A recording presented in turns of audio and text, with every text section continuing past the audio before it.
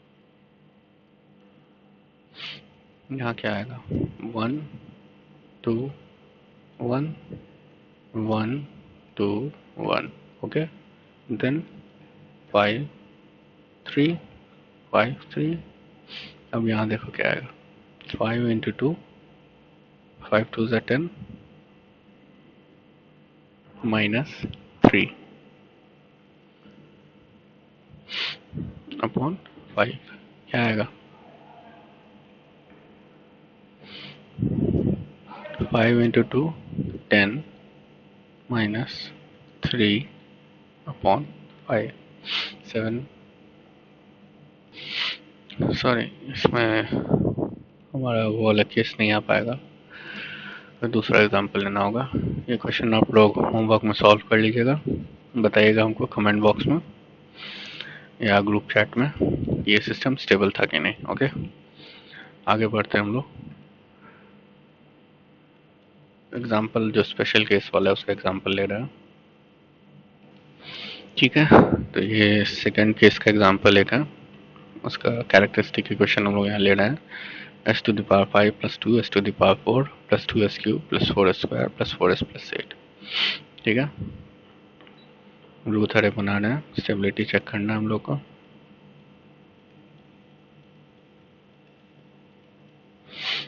यहाँ क्या क्या आएगा 1 2 4 1 2 4 नेक्स्ट 2 4 8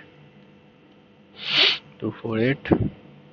अब यहाँ देखो क्या आएगा 2 into 2 4 minus 4 upon 2 क्या होगा 0 होगा। यहाँ देखो क्या होगा 2 into 4 8 minus 8 फिर 0 हो गया। तो क्या किया जाए अब इस केस में क्या हो रहा है, सेकंड केस हमारा आ रहा है पूरा रो ही 0 हो गया। इस केस के लिए हम लोग क्या करेंगे, इसके जस्ट ऊपर जो 0 वाला रो आ रहा है उसके जस्ट ऊपर वाले रो को हम लोग ऑक्सिलरी इक्वेशन बनाएंगे, यानी ये वाला जो रो है इस रो को हम लोग क्या करेंगे ऑक्सिलरी इक्वेशन सॉरी कंसीडर करेंगे, ठीक है ना। तो क्या होगा ऑक्सिलरी इक्वेशन एस क्या होगा 2s to the power 4 2s to the power 4 फिर ये क्या है ये वाला टर्म सारा तो इवन टर्म है ना, तो s to the power 4 के बाद क्या आएगा s स्क्वायर आएगा तो प्लस 4s स्क्वायर और फिर प्लस 8। हमको s क्यूब चाहिए तो उसके लिए हम लोग क्या करेंगे डिफरेंशिएट करेंगे one time das by dt। तो क्या आएगा 8s क्यूब प्लस 8s, ठीक है। तो यहाँ जो वैल्यू आया मेरे पास ऑक्सिलरी इक्वेशन में s क्यूब और s का 8 और 8, इस वैल्यूज को हम लोग यहाँ पुट कर दे रहे हैं 8 और 8। अब इनको रख के हम लोग आगे सॉल्व करेंगे। तो क्या आएगा यहाँ s स्क्वायर वाले टर्म में 8 into 4 8 4 is 32 minus 8 into 2 16 तो 32 sorry 32 minus 16 upon 8 क्या आएगा 2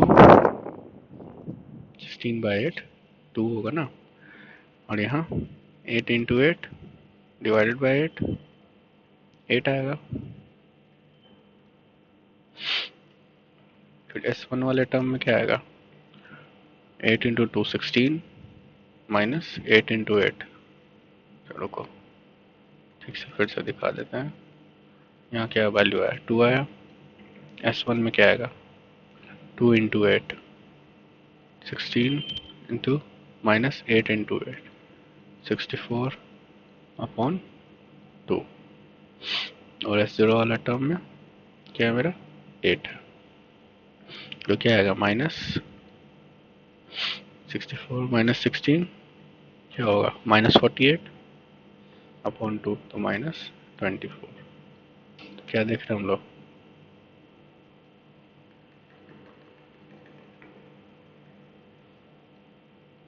यहाँ पे इस वाले टर्म में यहाँ एक और एक, दो साइन चेंजेस हैं, प्लस से माइनस, माइनस से प्लस। तो सिस्टम क्या है? System is unstable, okay, and there are two right half poles in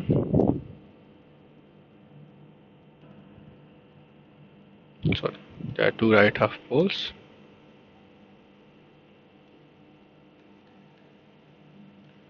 in the S plane।